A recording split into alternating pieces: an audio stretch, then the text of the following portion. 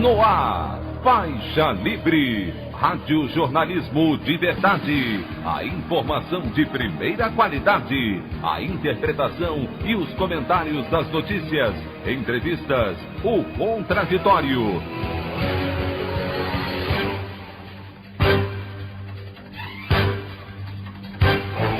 Tudo para aproximar você cada vez mais da realidade do Brasil e do mundo. Apresentação: Anderson Gomes. Senadores pedem convocação de ministro da Justiça André Mendonça para explicar dossiê sobre opositores de Jair Bolsonaro. Facebook bloqueia contas de bolsonaristas em todo o mundo após ordem do ministro do STF Alexandre de Moraes. A Assembleia Legislativa do Rio de Janeiro recorre de decisão do ministro do Supremo Dias Toffoli, que determina a nova comissão para analisar impeachment do governador Wilson Witzel. Essas e outras notícias na edição desta segunda-feira, 3 de agosto do ano de 2020 do programa Faixa Livre.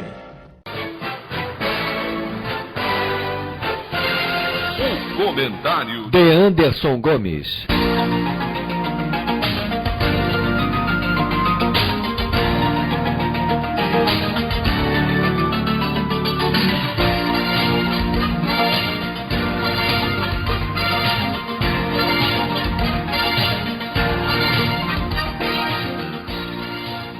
Bom dia, ouvintes.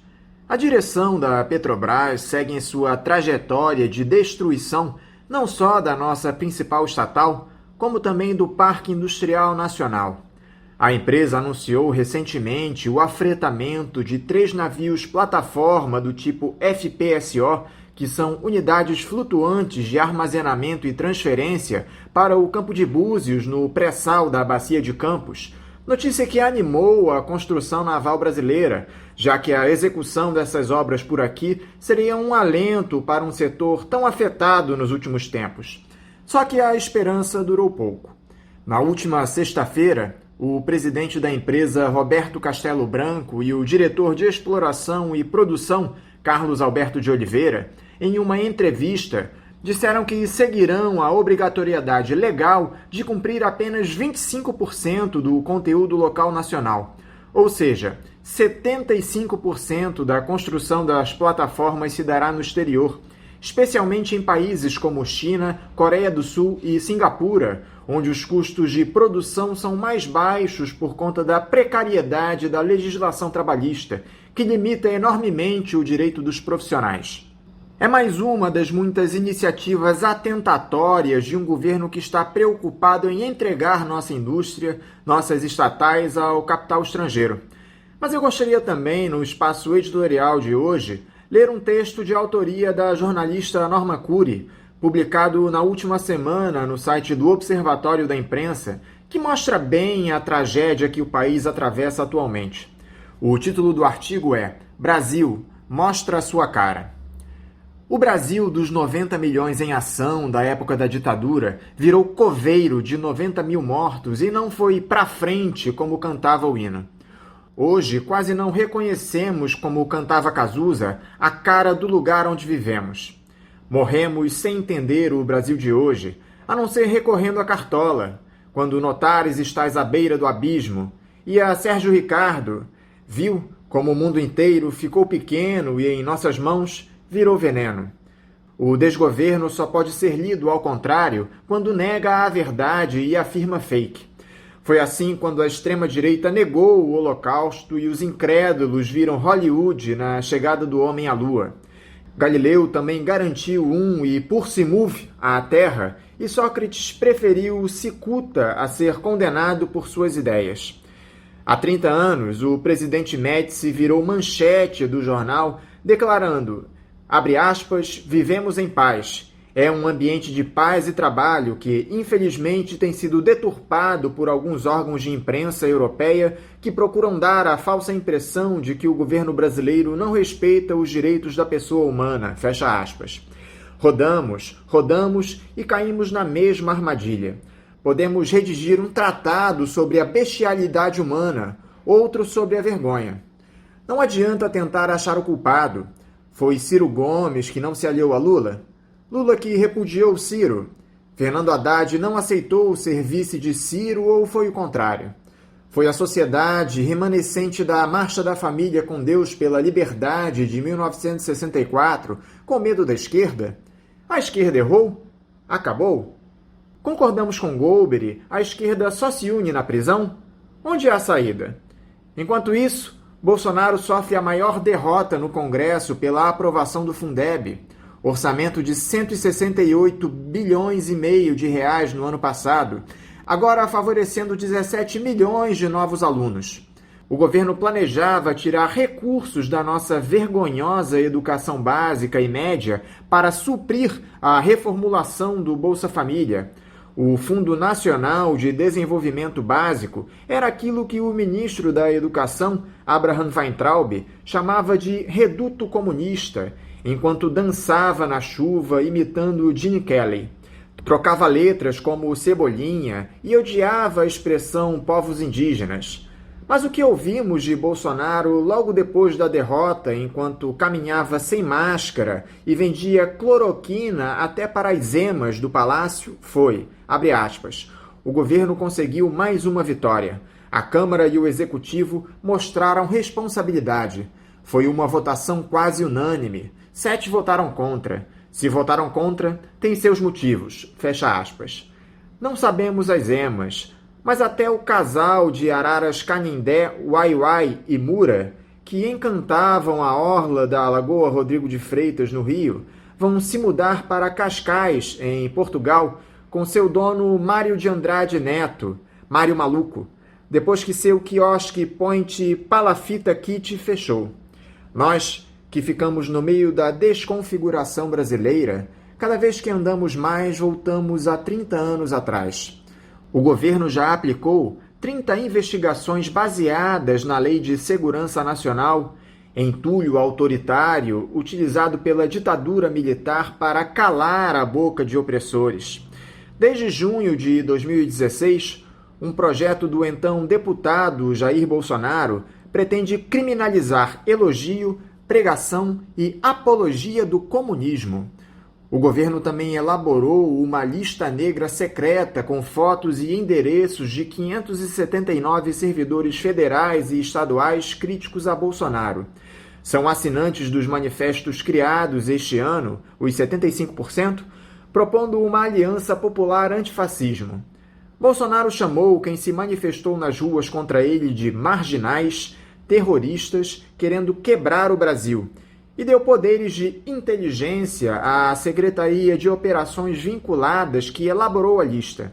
A CEOP, subordinada ao ministro da Justiça, André Mendonça, vai distribuir os nomes a policiais civis e militares para, segundo eles, efetuarem, abre aspas, ações de prevenção, neutralização e repressão de atos criminosos de qualquer natureza que atentem contra a ordem pública, a incolumidade das pessoas e o patrimônio.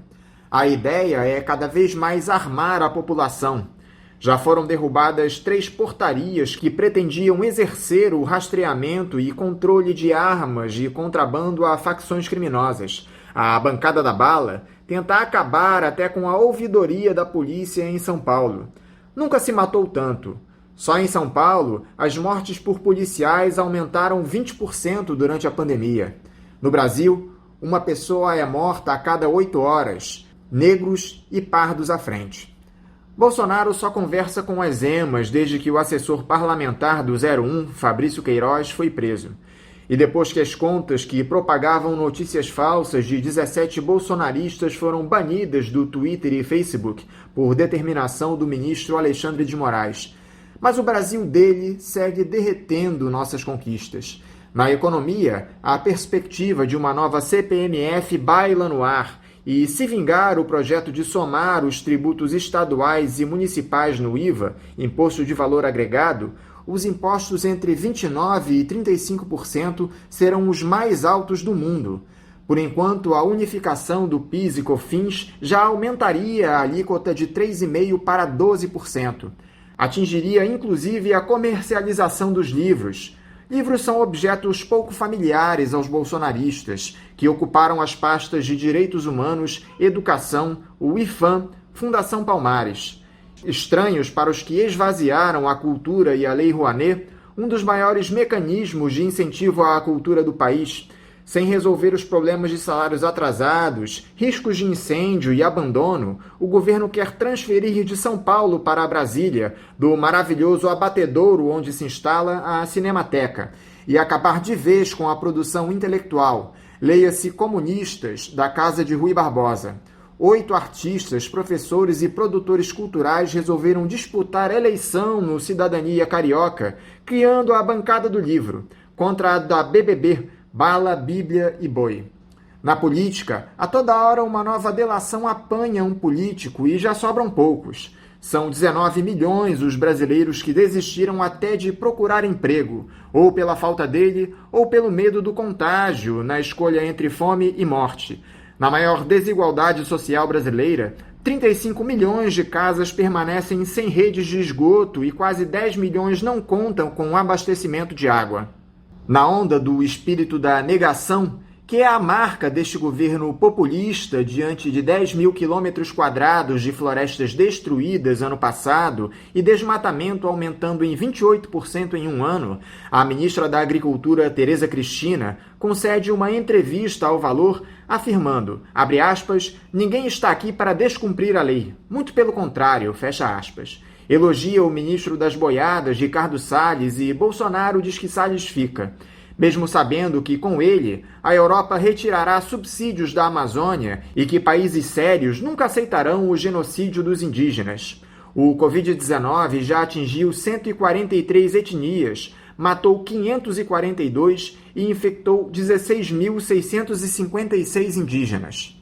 De resto, passamos a barreira dos 2,5 milhões e os contaminados só fazem aumentar. No clima surreal em que faltam respiradores, remédios e sobra cloroquina e corrupção na compra de material de saúde e venda de leitos, trabalhadores da saúde denunciaram Bolsonaro no Tribunal Penal Internacional de Haia. Em resposta, a justiça brasileira vai desenterrar um cadáver.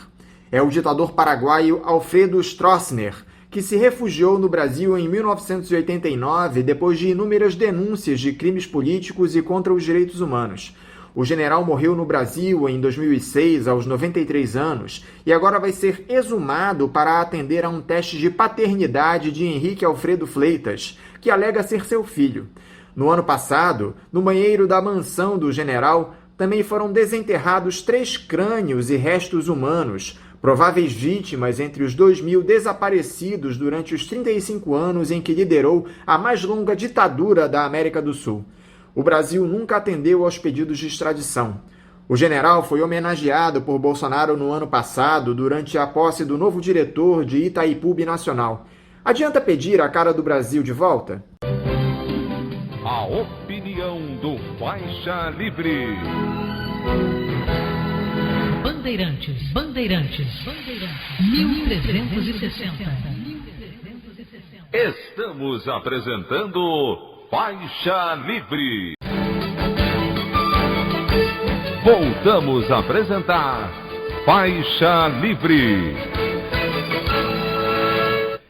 Estamos de volta, ouvintes, com isso da edição de hoje do programa Faixa Livre, que tem na sua produção a jornalista Celeste Sintra, auxiliada pela também jornalista Natália Moraes, tendo no comando do áudio o Francisco.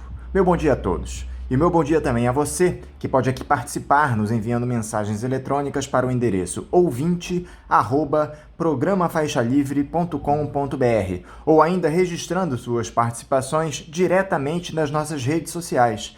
No Facebook, nossa página é o Programa Faixa Livre. No Twitter e no Instagram, para deixar o seu recado, basta seguir os perfis @PGMFaixaLivre. Lembrando que as participações por telefone estão inviabilizadas, pois durante o período da pandemia do novo coronavírus, nosso programa está sendo gravado no dia anterior à sua veiculação. Pedimos desculpas aos nossos ouvintes que costumam interagir conosco desta forma, mas foi a maneira encontrada pela equipe do Faixa Livre para mantê-los informados sobre o que acontece no país e no mundo com essa nossa visão crítica, e ao mesmo tempo preservando a saúde dos profissionais que levam o programa ao ar. O Faixa Livre pode ser acompanhado também pelo nosso aplicativo para celulares com sistema operacional Android. O nome do aplicativo é Programa Faixa Livre. Os ouvintes também têm acesso à transmissão pelo nosso site, o www.programafaixalivre.com.br, ou pela página da Associação de Engenheiros da Petrobras, a AEPET, uma das nossas entidades patrocinadoras, no www.aepet.org.br. Para quem perdeu alguma das edições ou quer ouvir novamente o Faixa Livre, os áudios das entrevistas e editoriais estão disponíveis no nosso podcast, nos aplicativos Spotify, Deezer e Castbox. E dando início às nossas entrevistas, é com muita alegria que eu cumprimento o ex-governador do Paraná e ex-senador Roberto Requião. Roberto Requião, bom dia! Bom dia, Anderson. Requião, muito obrigado por estar aqui conosco mais uma vez no Faixa Livre. Senador, é impossível nós fazermos uma entrevista abordando temas relacionados à política nesse país sem começar pela tragédia que é o governo de Jair Bolsonaro. Um político não apenas inepto, mas com traços de psicopatia e absolutamente alinhado aos interesses do neoliberalismo, entregando nossas estatais e atacando de maneira frontal o direito dos trabalhadores. Tudo isso potencializado por essa crise histórica de saúde que o mundo atravessa. Como é que o senhor analisa o governo de Jair Bolsonaro, senador? Bom, em primeiro lugar, não há governo de Jair Bolsonaro. O Jair Bolsonaro, ele não é um liberal, ele é um oportunista. Quando o Fernando Henrique privatizou a Vale do Rio Doce, ele foi à televisão, às rádios e à mídia dizer que tinha que matar o Fernando Henrique, que devia ser eliminado, porque estava entregando riquezas estratégicas brasileiras. Ele entrou nesse jogo de oportunismo promovido pelos interesses geopolíticos norte-americanos e os interesses do capital financeiro internacional. A desmoralização dos políticos e um projeto que elimina a soberania brasileira. Nos coloca numa situação de Estado associado como Porto Rico é dos Estados Unidos. E nós estamos vendo hoje que o governo é o governo da banca, do Banco Central comandado pelos bancos brasileiros e os interesses financeiros internacionais. O Bolsonaro, nesse circo que se transformou a política brasileira, é um animador do picadeiro, que na verdade quem opera é o Banco Central e opera mais ainda pela mão do Guedes, que não é economista, é um operador do interesse do capital financeiro do Brasil. E essa relação entre os militares e o bolsonarismo, senador? O senhor esperava que mais de 30 anos depois do fim da ditadura, nós teríamos uma facção das Forças Armadas que se aliaria aos planos autoritários de um personagem tão excêntrico como é o Bolsonaro? E uma facção que foi derrotada mesmo no golpe militar. Foi derrotada quando o Frota foi afastado pelo Geisel e ficou um remanescente completamente idiotizado. Eu fui um militante contra a ditadura militar. Eu tenho quase 80 anos de idade. Andava nas ruas, nas universidades, nos palanques. Mas eu não posso esquecer que o Geisel, por exemplo, era um autoritário. Era um fascistoide. Mas fascistoide completo, porque ele era nacionalista. Ele defendeu a Vale do Rio Doce, ele reforçou a Petrobras, ele criou a Escola de Engenharia do Exército Brasileiro. E hoje o que nós vemos são militares completamente despidos do sentimento nacional, do apreço pela soberania e pelo povo trabalhador do nosso país. Eu não entendo como houve essa degradação dos nossos generais. Nada desse pessoal atual se compara ao Geisel.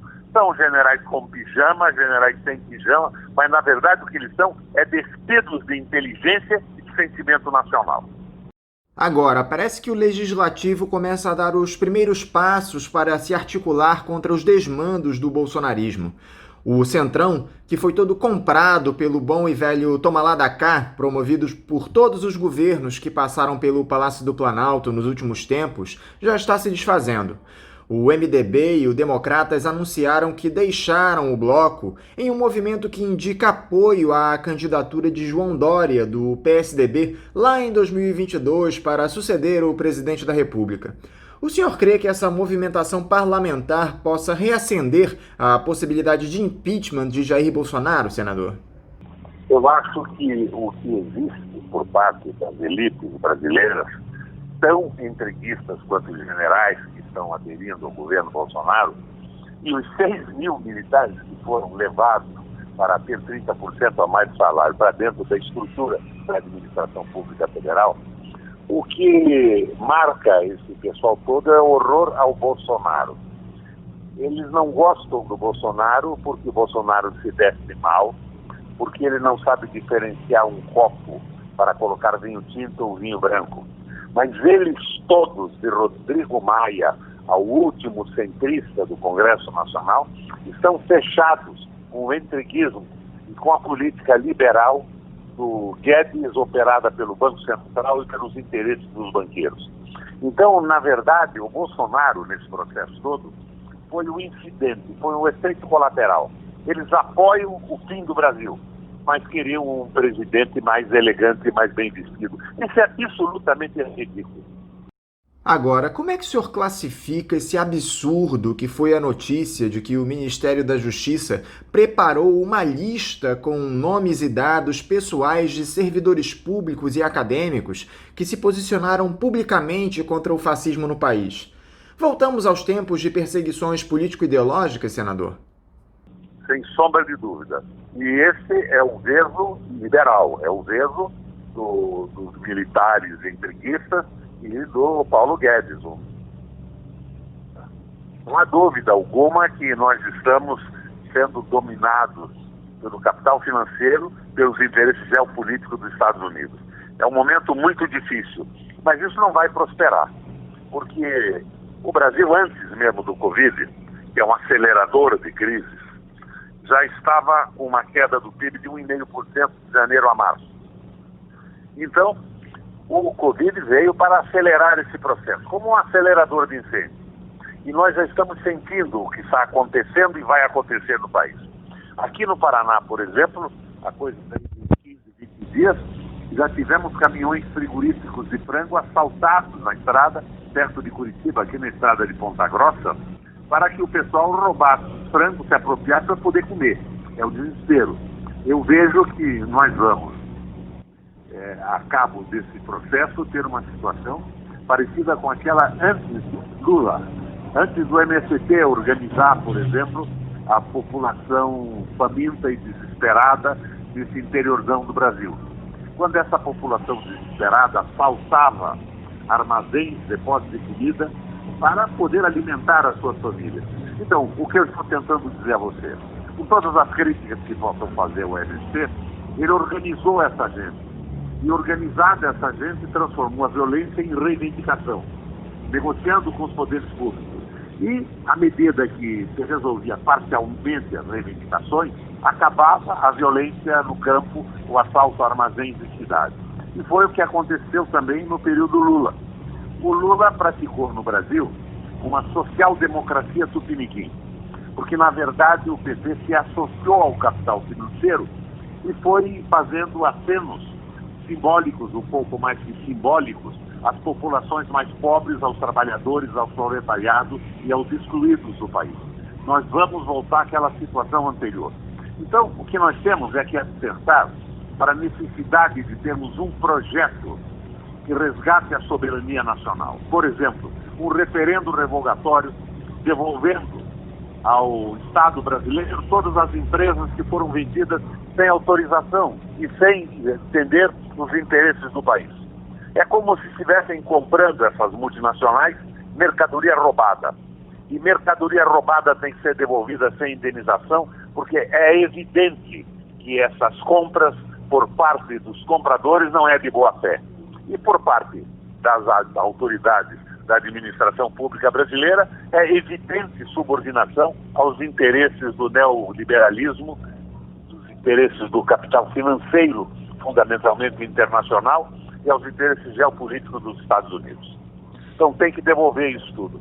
E nós precisamos de um projeto que restabeleça a democracia, emprego, salário e desenvolvimento. Por falar em Lula, senador, a gente vê que a esquerda anda completamente fragmentada aí nesse momento.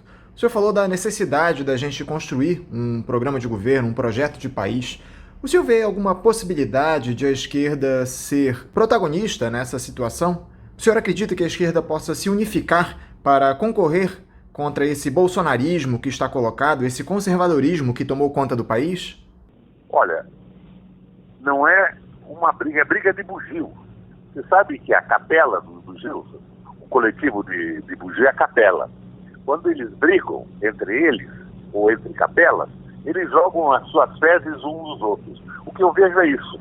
Eu vejo essa, que você chama de esquerda brasileira, eu não sei se é tão esquerda assim, ela está focada em candidaturas presidenciais. E um candidato presidencial dentro do sistema começa a querer fazer acordo com os setores. Então, eles, por exemplo, não agridem, não criticam com clareza o domínio da banca, do capital financeiro. Eles não se opõem a essa loucura que é o Banco Central, que tem que ter os seus poderes diminuídos e tem que ter a sua política subordinada a um projeto de soberania nacional. Nós precisaríamos, no meu entender, ter um projeto único. Um projeto único, enxuto, que não peque pelo exagero, porque não pode ser sustentado posteriormente, não peque pela covardia, que é a frente ampla proposta por esses liberaloides tokenistas, e que tenha a característica, do ponto de vista aristotélico, de ser um ato eficiente e um ato meio, que restabeleça a democracia, o emprego, o salário e a soberania nacional. Aí, então, os partidos que formulem internamente as suas propostas para a economia, para a política, para a administração pública, para a posição do Brasil no concerto das nações. Mas se não restabelecemos a democracia e não tivemos esse projeto unitário que resgate a esperança do povo brasileiro, seu país, na sobrevivência pelo trabalho, nós vamos entregar isso para a direita sem sombra de dúvida. Pode não ser Bolsonaro, mas será qualquer um desses que a Rede Globo, o capital financeiro, vem apresentando. Esses libertários, que você pode chamar de esquerda, são os sociais liberais tokenistas. O Martin Luther King chamava de tokenismo. Token é um símbolo. Eram os liberais que faziam acenos simbólicos aos trabalhadores para conter a sua revolta, evitar os protestos nas ruas. E nós estamos vendo uma política tokenista. De repente batem palma e dizem, conseguimos eliminar o grande prejuízo de uma medida do Bolsonaro. Eliminamos 10%. Que maravilha, fizemos 10% melhor a desgraça que estavam propondo aos trabalhadores com a carteira verde e amarela, o fim da CLT, o fim da aposentadoria e tudo mais. Então, minha gente, não me importa quem seja o candidato a presidente da República, desde que seja o candidato que tenha condições pessoais de comunicação e possibilidade de ganhar a eleição, e que tenha aderido a uma proposta de modificação da situação do Brasil, garantindo soberania, liberdade de expressão, salário e respeito aos trabalhadores. Daí para frente, com o Brasil democratizado, se manifestem os partidos. Que se me dá se o próximo presidente vai ser o Ciro Gomes, vai ser o Haddad, com essa visão liberal que ele tem, desde que adira a esse programa de transição que defenda a soberania e defenda o trabalho. Agora, senador, seja o que tiver mais condições. Senador, essa disputa entre a Procuradoria-Geral da República e a Operação Lava Jato tomou conta de todo o Ministério Público, que está completamente rachado na gestão do Augusto Aras. É aquela velha história, senador. Todo mundo tem um pouco de razão nessa briga. Eu não vejo bem assim. Você sabe que as modificações que sofreu o Ministério Público e a sua valorização, no Senado tiveram como quartel-general o meu gabinete. Na época, dialogando inclusive com a Ellen Grace, que é originária do Ministério Público, se transformou com o tempo na presidente do Supremo Tribunal Federal. Nós valorizamos muito o Ministério Público num momento em que o autoritarismo e a corrupção indignavam o Brasil inteiro. Mas o Ministério Público se transformou numa corporação.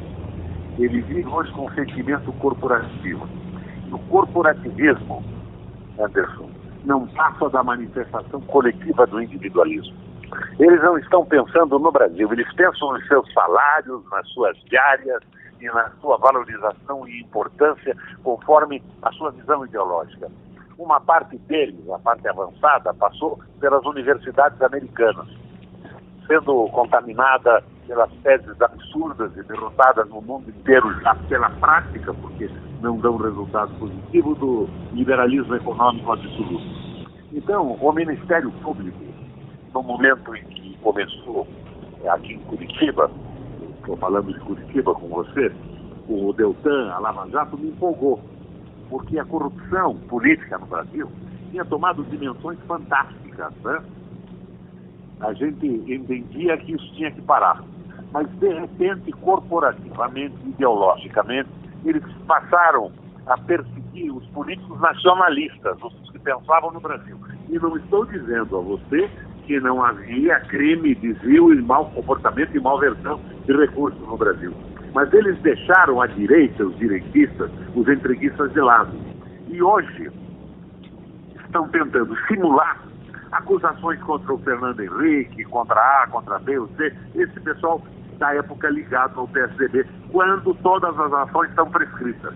Estão fazendo uma simulação para adquirir credibilidade. Agora, quando você vê que aqui em Curitiba eles haviam vasculhado a vida de 38 mil brasileiros, independente de qualquer tipo de acusação, essa lista de 38 mil brasileiros é semelhante aos 540 que você se referiu, que o Ministério da Justiça está pesquisando, porque são antifascistas, porque são nacionalistas e são democratas. Então isso vem de longe, e isso tem que ter um paradeiro. O que não pode parar é a luta contra a corrupção no Brasil. Mas a simulação da luta e o corporativismo do Ministério Público tem que ser substituído por transparência absoluta e conduta absolutamente compatível com o nosso sistema legal. Essa liberdade absoluta ideológica de entreguistas do Ministério Público tem que acabar. Eu, por exemplo, fui vítima disso. Essa canalha, e para esses eu chamo de canalha abertamente, passou para a imprensa notícias de que o roubo com as concessionárias de pedágio no Paraná tinha passado pelos últimos 3 governos, inclusive o meu. E eu era um combatente do pedágio. Na verdade, quem apoiava a patifaria era o Ministério Público Federal. Eu entrei aí com 30 ou 40 ações como governador contra os abusos e os absurdos, e em todas elas o Ministério Público Federal se manifestou favoravelmente à patifaria, à canalice e às concessionárias. E conseguiram me desgastar até eleitoralmente em função das denúncias. Eles diziam de manhã, de tarde, o Jornal do Brasil, a Globo, a Folha de São Paulo publicava. Governo do Requião envolvido. Então, nesse meu momento, Ciro Gomes, eu sempre aproveito um instante de qualquer entrevista que eu dou para o meu momento, Ciro Gomes. Esses caras que fizeram isso comigo fazem com todas as pessoas que não pensam iguais a eles. Não passam dos grandes filhos da puta. O senhor tem toda a razão, senador, em demonstrar a sua indignação. Infelizmente, essa é uma prática muito comum da mídia dominante. Agora, por falar em Lava Jato, senador, eu gostaria de abordar um tema que tem sido muito pedido aqui pelos nossos ouvintes nos últimos tempos e ficou adormecido em berço esplêndido neste país por muitos anos, que foi o escândalo do Banestado aí no Paraná, curiosamente onde se deu o nascedouro da Operação Lava Jato. Resumindo em pouquíssimas palavras, trata-se de um esquema de corrupção e evasão de divisas ocorrido ali até o início dos anos 2000, que envolvia doleiros ligados em especial ao PSDB e uma instituição financeira que pertenceu ao governo do Paraná e posteriormente vendida para o Banco Itaú. Eu sei que essa explicação sucinta não denota nem de longe a grandiosidade dos crimes que foram cometidos, senador. Por isso eu gostaria que o senhor detalhasse aqui para os nossos ouvintes o que foi o caso Banestado. Aliás, o senhor foi o primeiro a denunciar esse escândalo bilionário de corrupção, não é isso? Exatamente, Elton. Antes, eu sucedi no governo do Paraná os governos do Jaime Lerner e do Álvaro Dias. Em determinado momento, o presidente do Banco do Estado do Paraná, por mim nomeado, Heitor Wallace Espínola de Melo e Silva, me telefona de Foz do Iguaçu. Região, veja o que eu encontrei aqui. Tem uma tal de carta circular número 5 do Banco Central, que autoriza o envio de dinheiro para fora de não residentes do Brasil, contas de não residentes. E eu estive dando uma olhada, estava saindo por essa CC5, entre o Banestado e outros bancos, mais dinheiro do que soma a dívida, a reserva cambial do país naquele momento. Eu disse ao Heitor Wallace, vai imediatamente à Polícia Federal, ao Ministério Público, denuncie isso e vamos começar uma investigação. Foi o que aconteceu.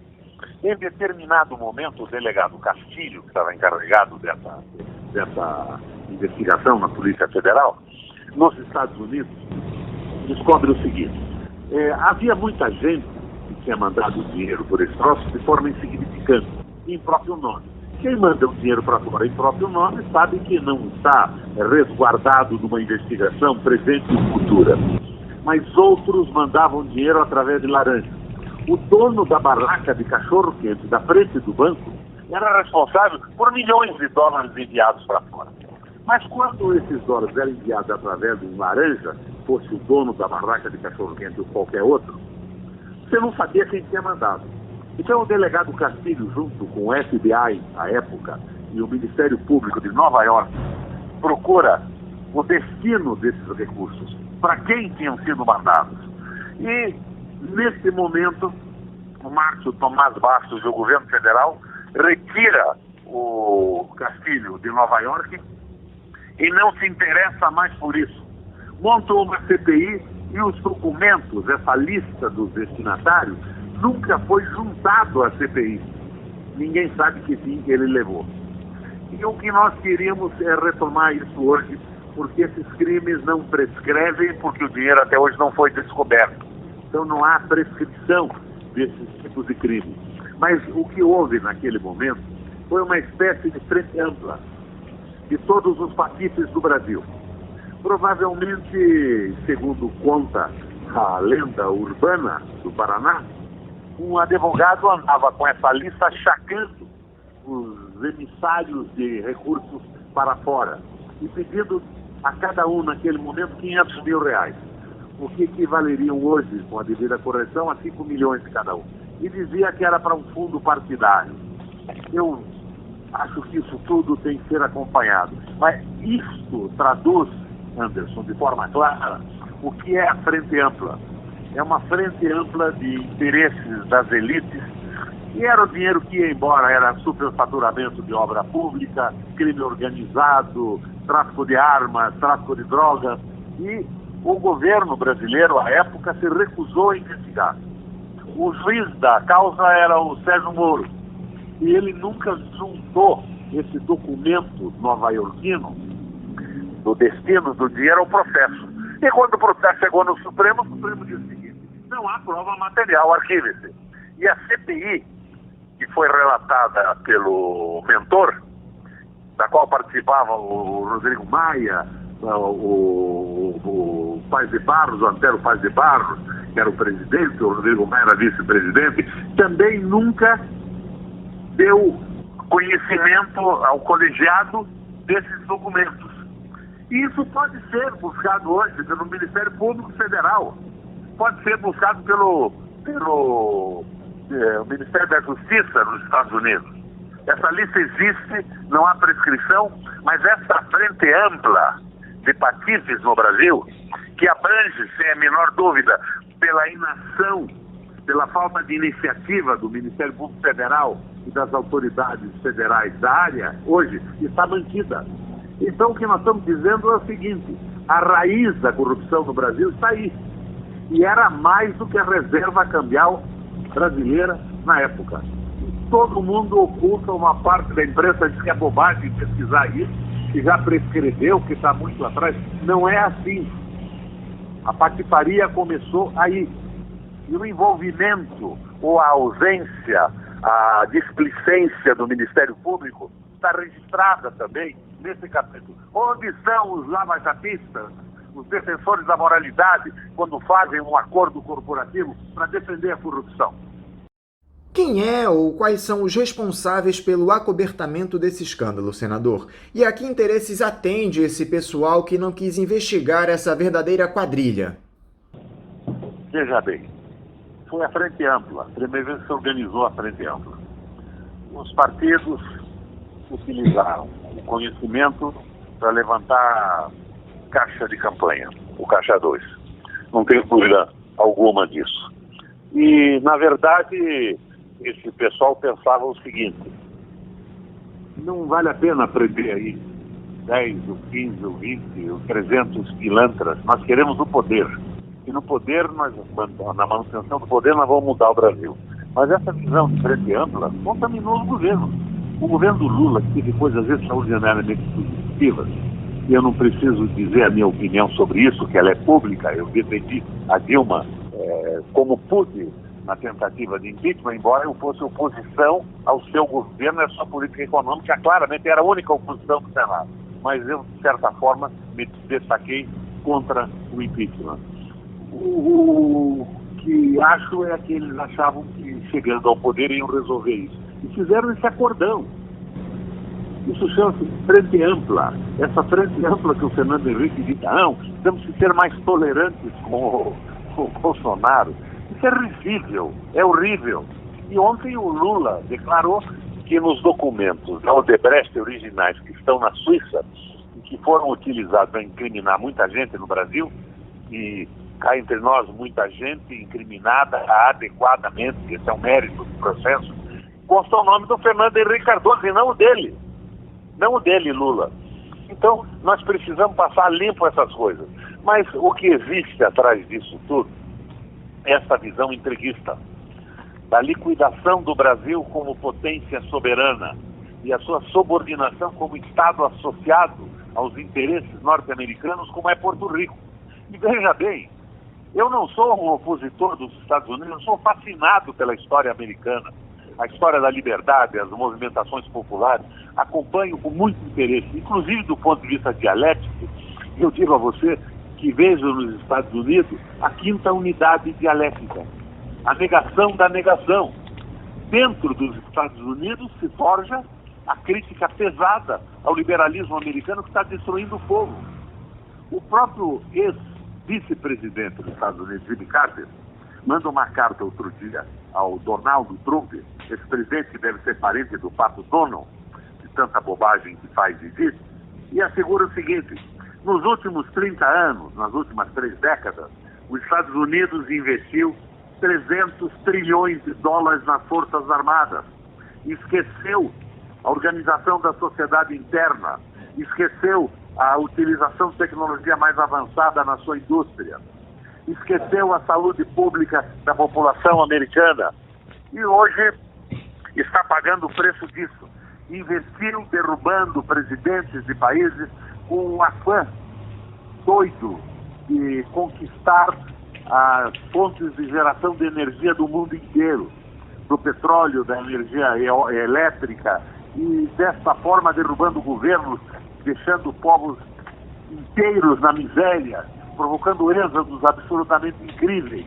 E por isso nós estamos dentro dessa visão política dos Estados Unidos, e com alguns militares, parece que tem até um general brasileiro que é o subcomandante do Sul, e que foi apresentado ao Trump outro dia, você pode ver na internet isso, pelo general americano, dizendo: olha, é o Brasil que paga o salário desse general e ele está aqui para me servir.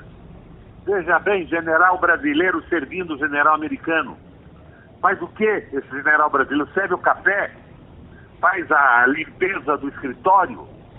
É uma coisa absolutamente terrível que nós estamos vivendo. Então, os interesses por trás disso tudo são os interesses do liberalismo econômico.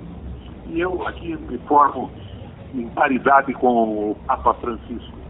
O capital pode ser bom quando investido numa fábrica, gerando empregos, melhorando o nível tecnológico e produzindo bens e serviços. Mas o capital não pode governar o mundo. Não se pode servir a Deus e a Mamon, diz a Bíblia. E Mamon é uma palavra que em hebraico significa dinheiro. Nós não podemos servir ao Brasil e ao dinheiro como um cristão não pode servir a Deus e ao dinheiro, ao comando do vil metal e dos sórdidos interesses dos mais ricos. Quais os tentáculos que foram estendidos por esse escândalo de corrupção, Requião? Até onde chegou o caso Banestado? Ele alcançou outras unidades da federação ou ficou restrito ao Paraná? Não, eram vários bancos.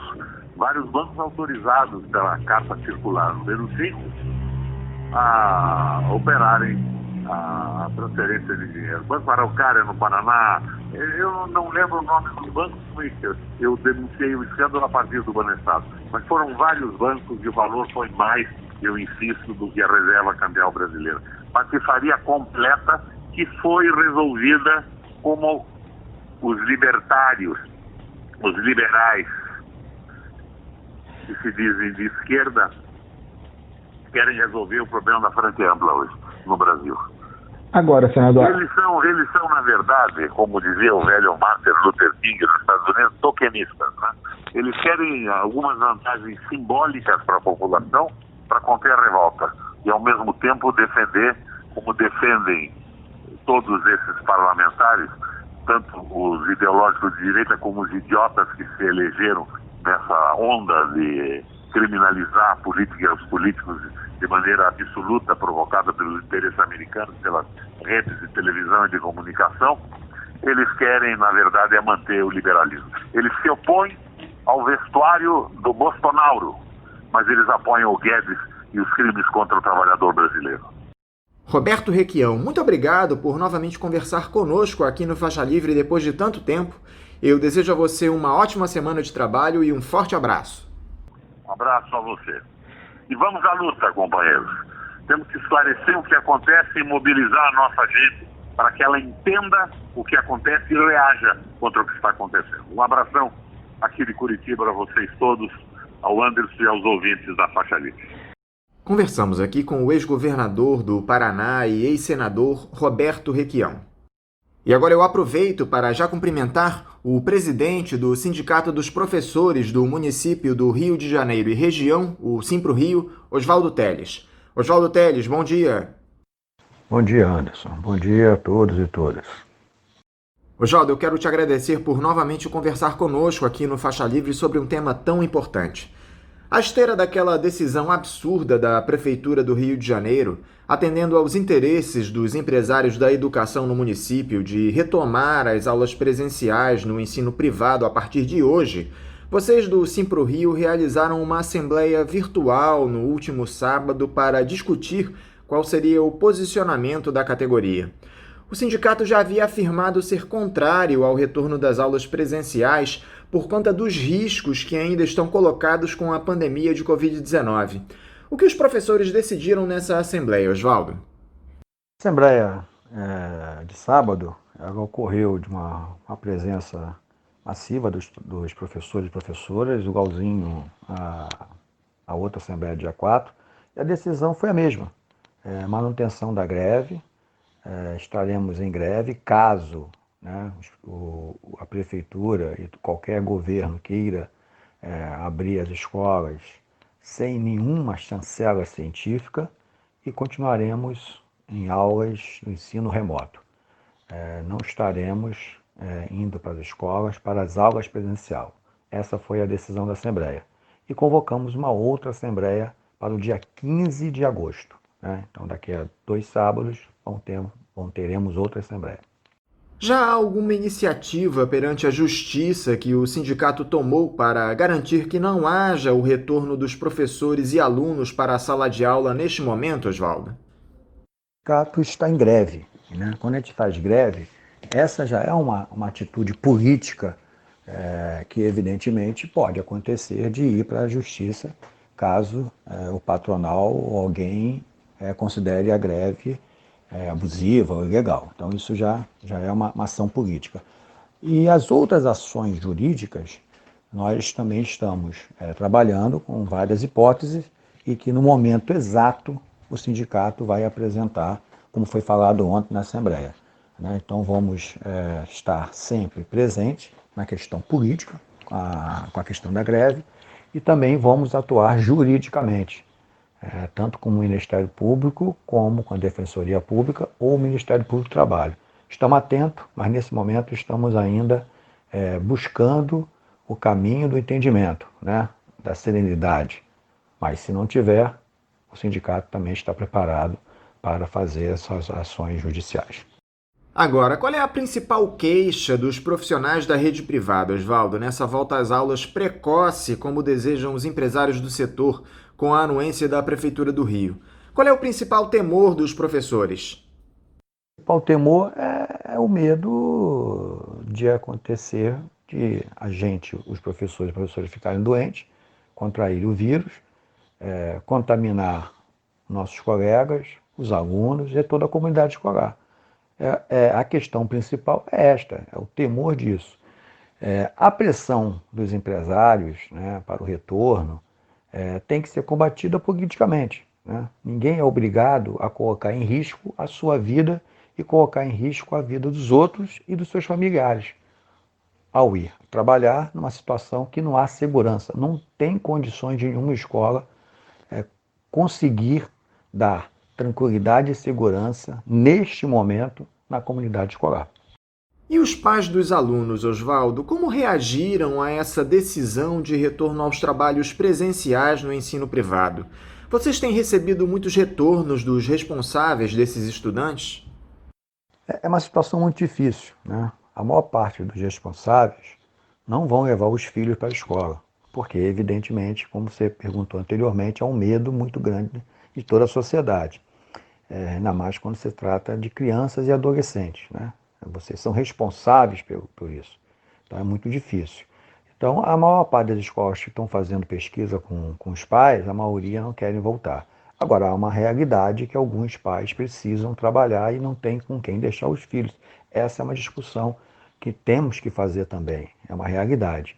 Só que a questão da saúde está sempre em primeiro lugar. Ninguém vai colocar o risco nem o seu filho, nem próprio o responsável, nem os trabalhadores que trabalham dentro da escola, como funcionários, professores e coordenadores, e até o próprio diretor, o dono da escola, o diretor que está representando a mantenedora.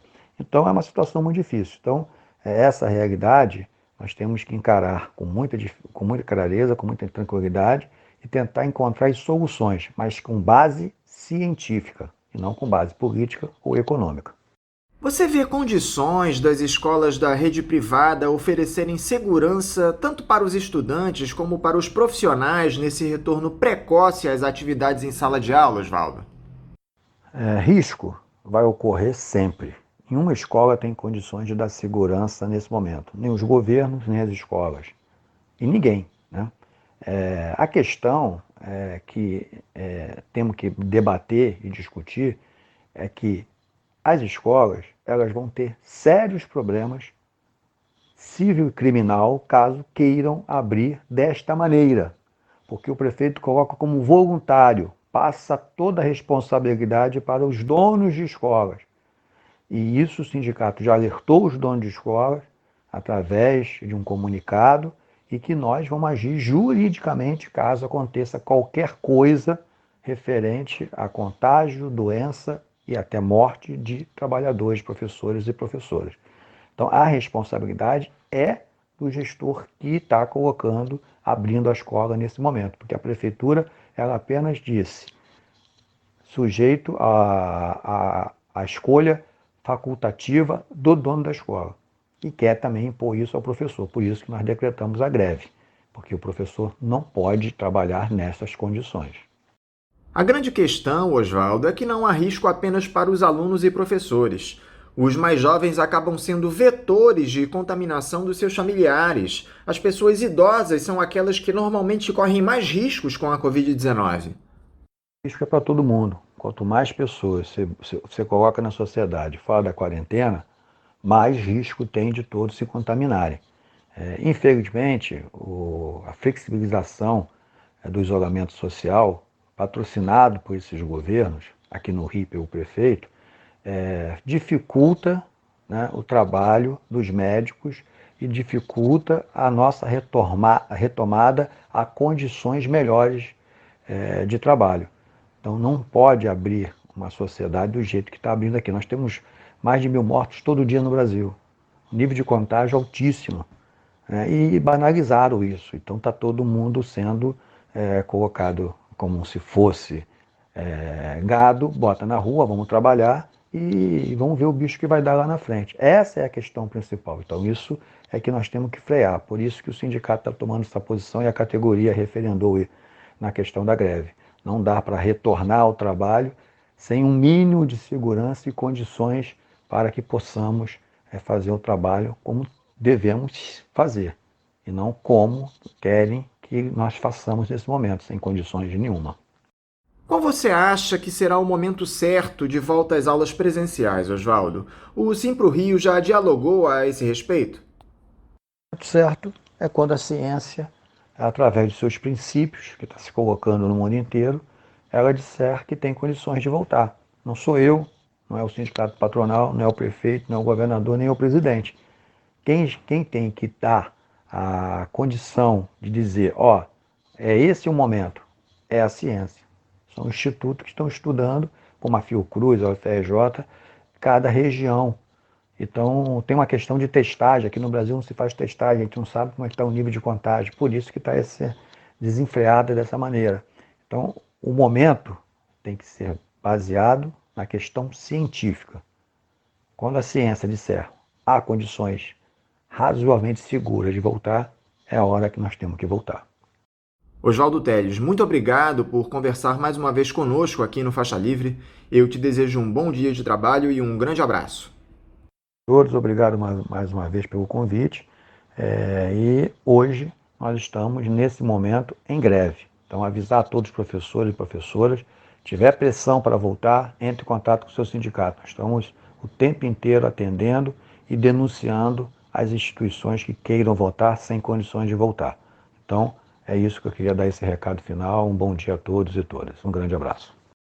Conversamos aqui com o presidente do Sindicato dos Professores do município do Rio de Janeiro e região, o Simpro-Rio, Oswaldo Telles. E vamos encerrando aqui a edição de hoje do Faixa Livre, convidando todos vocês para amanhã, a partir das 8 da manhã, estarem aqui novamente na Rádio Bandeirantes 1360 AM conosco para mais uma edição do Faixa Livre. Um abraço a todos vocês e até amanhã!